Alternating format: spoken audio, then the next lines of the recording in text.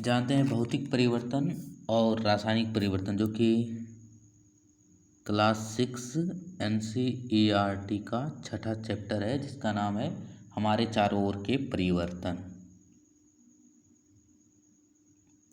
तो पहला जानते हैं फिजिकल चेंज क्या होता है। फिजिकल चेंज यानी कि भौतिक परिवर्तन। भौतिक परिवर्तन मतलब क्या होता है। फिजिकल मतलब बाहरी रूप किसी भी पदार्थ का, उसका फॉर्म यानी उसका रूप चेंज हो जाए, साइज चेंज हो जाए, उसका अपीयरेंस चेंज हो जाए, दिखने में अलग लगने लगे, तो उसी को भौतिक कहते हैं। भौतिक मतलब ऊपरी बनावट।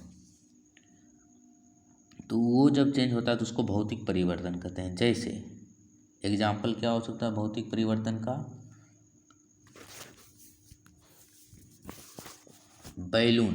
बैलून या गुब्बारा जब हम फुलाते हैं तो गुब्बारा का साइज पहले छोटा रहता है, इसमें हवा भरते हैं तो बड़ा साइज हो जाता है। तो क्या गुब्बारा से अलग कोई परिवर्तन हो गया? नहीं, बस इसका चेंज हो गया है साइज।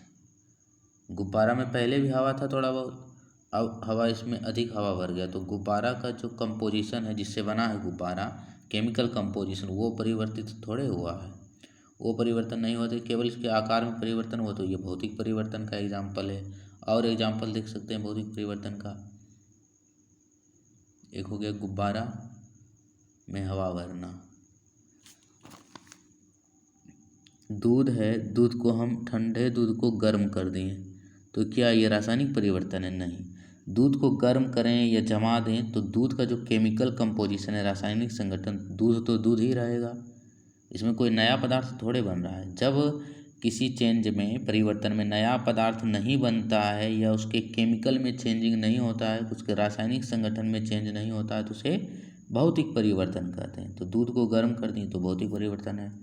और एग्जाम्पल लेते हैं जैसे पानी, जल को हम द्रव है उसको गर्म करके वाष्पित कर दें, तो क्या ये रासायनिक परिवर्तन? नहीं। जल का केमिकल फॉर्मूला जल है और इसका भी वाष्प का ही जल ही H2O ही है। इसका केमिकल फॉर्मूला में कोई चेंजिंग नहीं हुआ। जल से वाष्प के रूप में कोई नया पदार्थ नहीं बना है, उसका भौतिक फिजिकल स्ट्रक्चर में चेंजिंग हुआ है, ना कि केमिकल स्ट्रक्चर में। इसलिए ये एक भौतिक परिवर्तन है। जल को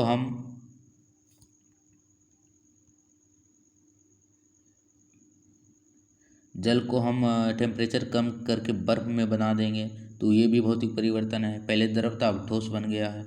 जल को वाष्प में, गैस में बदल देंगे तो वो भी भौतिक परिवर्तन है, क्योंकि ये केवल अवस्था चेंजिंग हुआ। तो भौतिक परिवर्तन किसको बोलेंगे? वैसे परिवर्तन जिसमें पदार्थों के रूप, आकार में परिवर्तन होते हैं, उसके भौतिक बनावट में, ना कि उसका रासायनिक केमिकल कंपोजिशन बदलता है।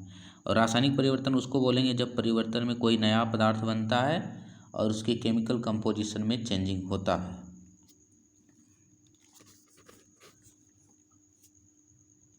और क्या हो सकता है भौतिक परिवर्तन का एग्जाम्पल?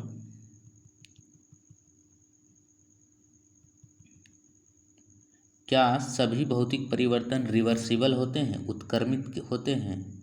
क्या सभी भौतिक परिवर्तन उत्क्रमित मतलब रिवर्सिबल, यानी कि जैसे दूध है, दूध को हम गर्म कर दिए तो फिर ठंडा किया जा सकता है, दूध को पहले की अवस्था में पाया जा सकता, लाया जा सकता है, तो उसको उत्क्रमित बोलते हैं, रिवर्सिबल।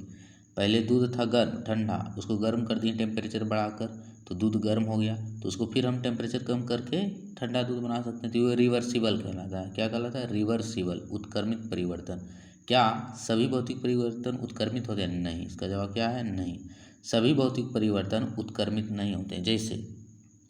जैसे हम कोई कागज़ है, कागज़ को फाड़ दिए, टेयर कर दिए छोटे छोटे पीसेस में, तो उसका फिजिकल अपीयरेंस चेंज हो गया। पहले पेपर इतना बड़ा था, अब छोटे छोटे कण में हम तोड़ दिए, तो क्या ये रासायनिक परिवर्तन है? नहीं। जरूरी नहीं कि सभी उत्क्रमित होने वाला परिवर्तन रासायनिक परिवर्तन हो या भौतिक परिवर्तन, इससे कोई लेना देना है ही नहीं। रिवर्सिबल हो या इर्रिवर्सिबल हो, भौतिक परिवर्तन बेसिकली हुआ है जिसमें केवल आकार, उसके भौतिक बनावट में चेंजिंग हो, आकार, आयतन वगैरह ये सब घट या बढ़ जाए, उसकी अवस्था में चेंजिंग हो। और केमिकल परिवर्तन में उसके केमिकल कंपोजिशन चेंज हो जाए, नया पदार्थ बन जाए। तो रिवर्सिबल और इरिवर्सिबल से कोई लेना देना नहीं। हमको ध्यान में रखना है कि जो भौतिक परिवर्तन उसमें आयतन, उसका आकार वगैरह में चेंजिंग होगा, नया पदार्थ नहीं बनना चाहिए बस। तो भौतिक परिवर्तन का और एक एग्जाम्पल देखते हैं।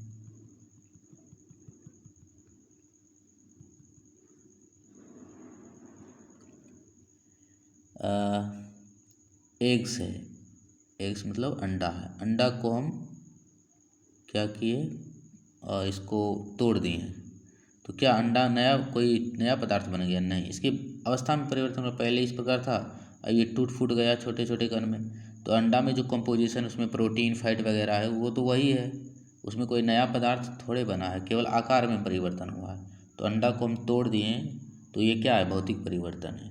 और एक एग्जाम्पल देखते हैं, ग्लास है, शीशा। शीशा पहले इतना बड़ा था, इसको हम चकनाचूर कर दिए छोटे छोटे पीस में, छोटे छोटे पीस में ग्लास को तोड़ दिए हैं। तो ये कौन सा परिवर्तन है? ये भी भौतिक परिवर्तन है।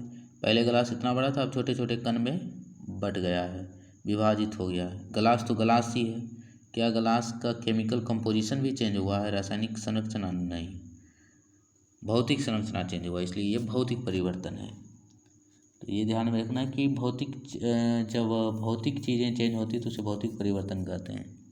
बर्फ़ को हम जल बना दिए पिघलाकर, टेम्परेचर बढ़ाकर, तो क्या ये भौतिक परिवर्तन है या रासायनिक है? भौतिक परिवर्तन है, क्योंकि जल तो जल ही है, H2O किसी भी फॉर्म में हो वो H2O ही है, कोई नया पदार्थ थोड़े बना है। तो ये भी क्या है? भौतिक परिवर्तन का एग्जाम्पल है। और एग्जाम्पल क्या हो सकते हैं भौतिक परिवर्तन के? पानी में नमक घोलना कौन सा परिवर्तन है?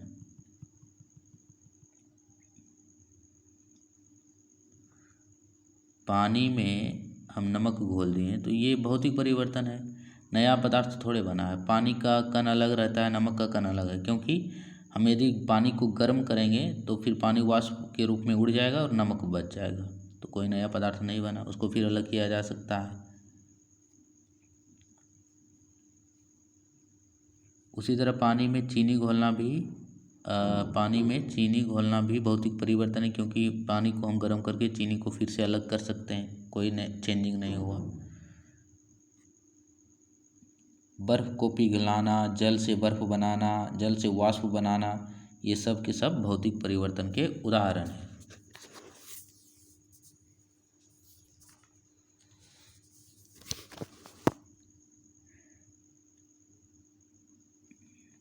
मोमबत्ती का जलना और मोमबत्ती का पिघलना दो अदर चीज़ है।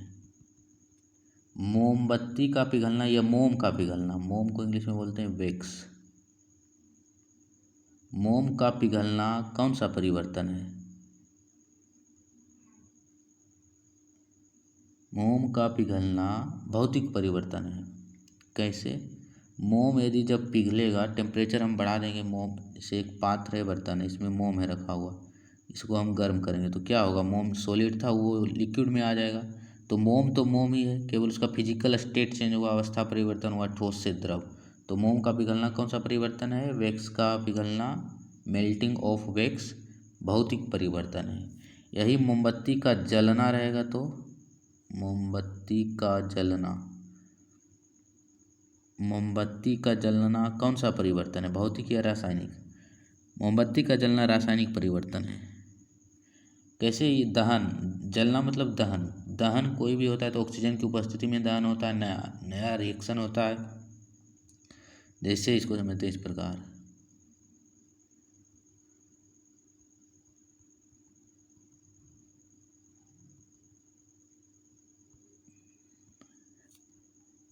ये मोमबत्ती है, ये पहले इस अवस्था में, इसको हम जला देंगे तो जलाने के बाद ये ऑक्सीजन से रिएक्शन किया, दहन, मोमबत्ती का दहन, लाइट उत्पन्न हुआ, उष्मा उत्पन्न हो गया, तो कुछ नया चीज़ बना, लाइट और हीट एमिट हुआ, तो फिर ये मोमबत्ती खत्म हो गया, कुछ देर के बाद इतना बचा। तो ये रासायनिक परिवर्तन है, क्योंकि इसमें कुछ नया पदार्थ बन रहा है, उष्मा और प्रकाश उत्पन्न हो रहा है। तो ये मोमबत्ती का दहन या मोमबत्ती का जलना रासायनिक परिवर्तन है, जबकि मोम का पिघलना, वैक्स का मेल्टिंग होना भौतिक परिवर्तन है, क्योंकि मोम तो मोम है, उसमें कोई परिवर्तन थोड़े हो, केवल उसका फिजिकल स्टेट ठोस से द्रव बन जाता है। आम या फल का पकना क्या है? आम का पकना क्या है, भौतिक परिवर्तन है या रासायनिक परिवर्तन है? रासायनिक परिवर्तन है, क्योंकि इसमें कोई नया पदार्थ बनता है। आम के जो हार्मोन होता है एसिटिलीन, पादप हार्मोन, उसके बढ़ने से कोई भी फल पकता है, तो ये एक रासायनिक परिवर्तन है। कच्चा आम और पका आम में बहुत डिफरेंस हो जाता है, स्वाद में डिफरेंस हो गया, उसके फिजिकल कंपोजिशन में भी चेंज हो जाता है, केमिकल कंपोजिशन में। तो फलों का पकना एक रासायनिक परिवर्तन है। और क्या हम पके फल से कच्चे फल भी प्राप्त नहीं कर सकते?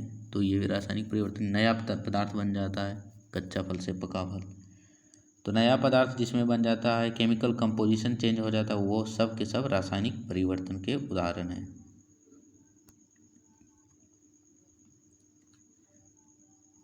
बाल का काटना, कटिंग हेयर, ये कौन सा परिवर्तन है? बाल को काट दें या बढ़ा दें, ये सब के सब बाल तो बाल ही है, उसमें केमिकल चेंजिंग थोड़े हुआ, कोई नया पदार्थ नहीं बना, तो ये एक भौतिक परिवर्तन है।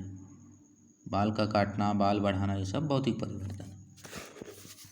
नाखून बढ़ना भौतिक परिवर्तन है, नाखून नाखून रहेगा, बढ़े या छोटा रहे या काट दें उसको।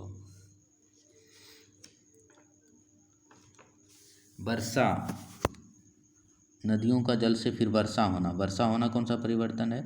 भौतिक परिवर्तन है, क्योंकि H2O ही है वर्षा में भी, जल में भी और वाष्प में भी, कोई नया पदार्थ नहीं है। बर्फ में भी H2O ही है, तो इसका केवल फिजिकल स्टेट चेंज हुआ है, भौतिक अवस्था में परिवर्तन होगा, इसलिए ये भौतिक परिवर्तन है।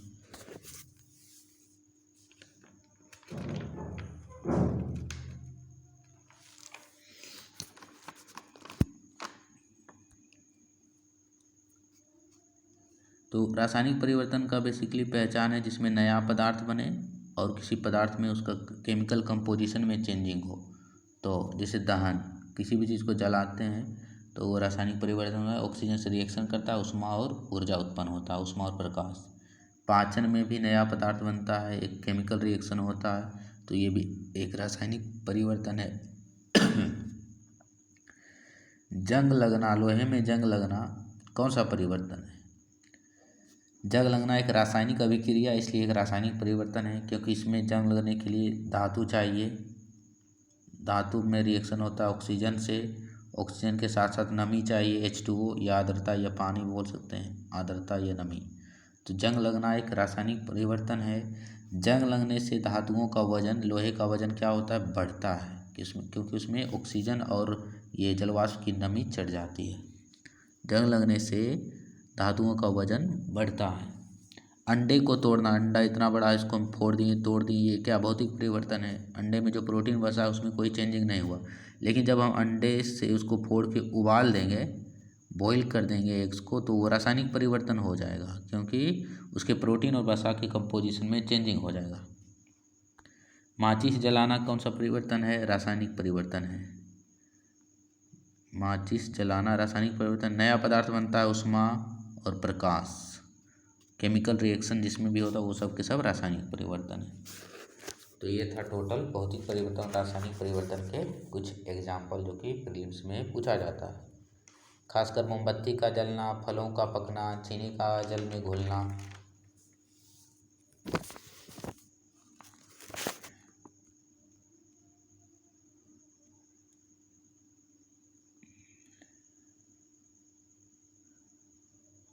दूध से दही बनना, दूध से दही बनना एक नया पदार्थ हो जाता है। दूध में क्या होता है? लैक्टोज रहता है। लैक्टोज क्या? एक शुगर है, शर्करा है। जब लैक्टोज में हम लैक्टोबैसिलस बैक्टीरिया डालते हैं तो इससे रिएक्शन करके लैक्टिक एसिड बनाता है, जो कि दही में होता है। इसलिए दूध से दही बनना एक केमिकल चेंजिंग हो जाता है, केमिकल रिएक्शन है, इसलिए एक रासायनिक परिवर्तन है।